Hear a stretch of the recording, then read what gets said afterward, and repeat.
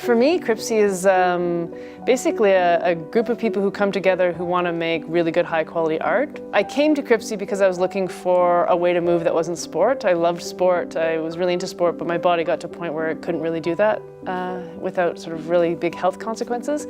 And I found dance, and Cripsie in particular, as a way that I could come in, I could really explore the wide range of what my body could do, but I could do it in a way that felt safe. So I originally came for like the body practice, but then I fell in love with the art, and I fell in love with the politics, and I fell in love with the community, and maybe more than anything, it's the community that makes it impossible to leave. Danielle described how people with different abilities work together to create beautiful and unique art. One thing that normate dancers spend their entire lives trying to do is to move across the stage as though they're gliding. And of course, being a wheelchair user, I'm really good at that, right? We do a lot of work where we're carving the stage and gliding across it in ways that I think maybe only the very top ballet dancers in the world can do with that kind of grace and that precision. Similarly, we do this one piece where Iris, who's a power chair user, is moving along. We have an ambulatory dancer holding onto the back of the wheelchair and being pulled behind the power chair. And then I'm grabbing onto the ankle of Kaylee, who's on the ground. And so we have this like beautiful train of 3 people. And I'd love to see anyone try and do that without a wheelchair involved, right? So there's just ways of moving that come from living with these tools, embodying these tools that are graceful and unique and creative, that not only allow us to move differently, but allow ambulatory people to move differently with us because of us. Lindsay Eels wears many hats at Cripsie. Then Kaylee comes in, and you have to be on this side of Kaylee. She is the co-artistic director, a dancer, and one of the main choreographers.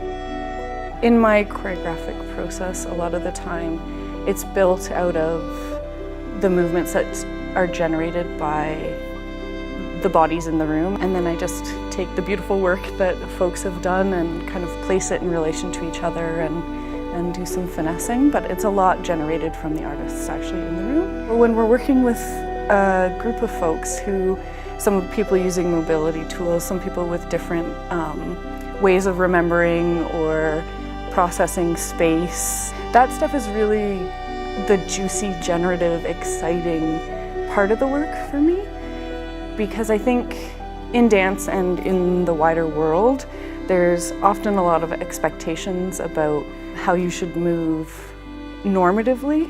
There's a lot of expectations about in dance that you should be able to move in unison and everybody be exactly the same, and it's actually the different capacities and skills and beauties of each different body that I think offer something in integrated dance that's really special and I think draws us together and draws audiences to our work.